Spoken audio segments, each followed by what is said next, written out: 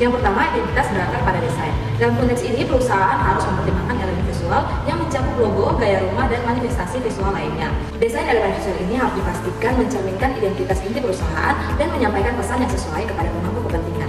Identitas perusahaan yang berakar pada desain harus memberikan kesan yang kuat dan konsisten serta mampu membedakan perusahaan dari pesaing-pesaingnya. Yang kedua, identitas berakar pada budaya korporat. Dalam hal ini, perusahaan harus memperhatikan nilai, keyakinan, serta norma yang menjadi bagian dari budaya organisasi mereka. Identitas ini tidak hanya berasal dari keputusan eksekutif senior, tetapi juga dari pengalaman dan persepsi anggota organisasi secara keseluruhan. Yang ketiga, identitas berakar pada komunikasi.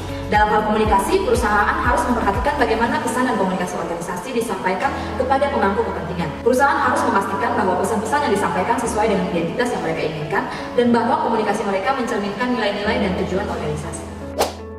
Campuran identitas bisa dikategorikan menjadi tiga. Yang pertama adalah komunikasi. Nah, komunikasi ini organisasi menyampaikan identitas mereka melalui pesan verbal sebagai alat paling langsung digunakan oleh manajer untuk menyampaikan pesan dan kesan kepada sasaran mereka. Yang kedua adalah perilaku identitas. Nah, ini organisasi tercermin melalui inisiatif dan perilaku yang dijalankan oleh organisasi. Jadi tindakan di sini sangat penting karena akhirnya organisasi akan dinilai oleh kelompok sasaran berdasarkan tindakan yang mereka lakukan. Yang ketiga adalah simbolis.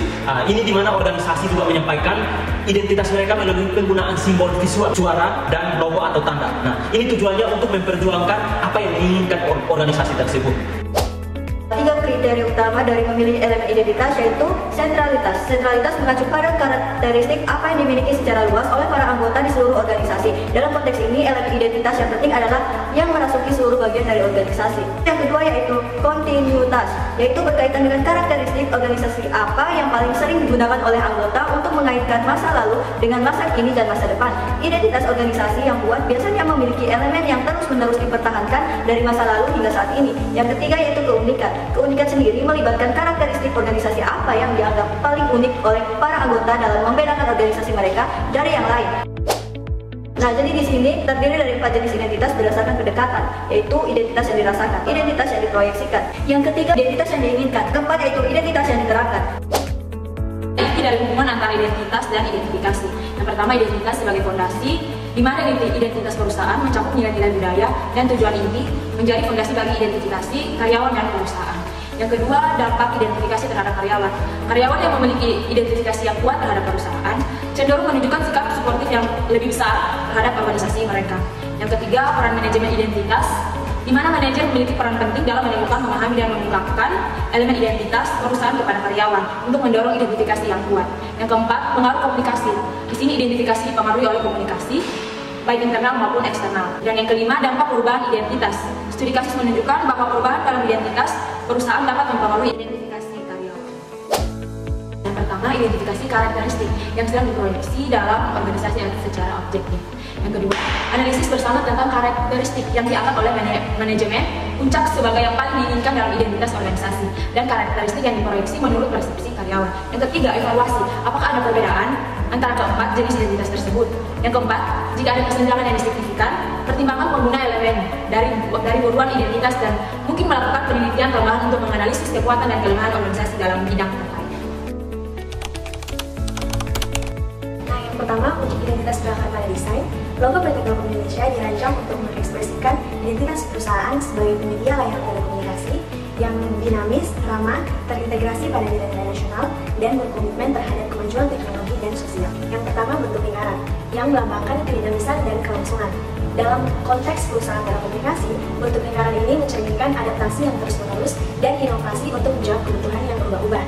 Kemudian, lingkaran juga merupakan simbolisasi dari dunia yang menunjukkan cakupan global Telkom Indonesia serta aspirasi untuk memiliki dampak positif yang luas. Yang kedua, tangan kanan. Simbol ini mencerminkan keramahan dan komitmen Telkom Indonesia dalam menyambut dan melayani kebutuhan pelanggan.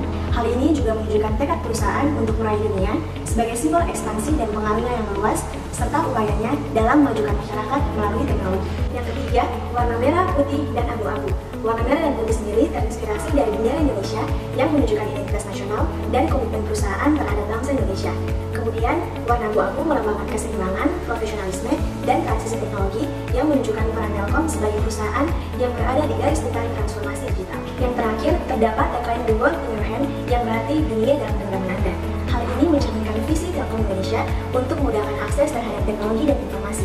Hal ini juga mencerminkan komitmen perusahaan untuk membuat teknologi dapat dijangkau oleh semua lapisan masyarakat dengan tujuan akhir untuk meningkatkan kesejahteraan dan daya saing bangsa. Selanjutnya, untuk identitas yang berakar dari budaya korporat, PT Telkom Indonesia sangat dipengaruhi oleh nilai-nilai inti akhlak yang meliputi amanah, kompeten, harmonis, loyal, adaptif, dan kolaboratif. PT Telkom Indonesia juga melakukan evaluasi setiap tahunnya melalui Akhlak Culture Health Index untuk mengukur sejauh mana nilai-nilai tersebut telah diterapkan dan tercermin melalui perilaku karyawan sehari-hari.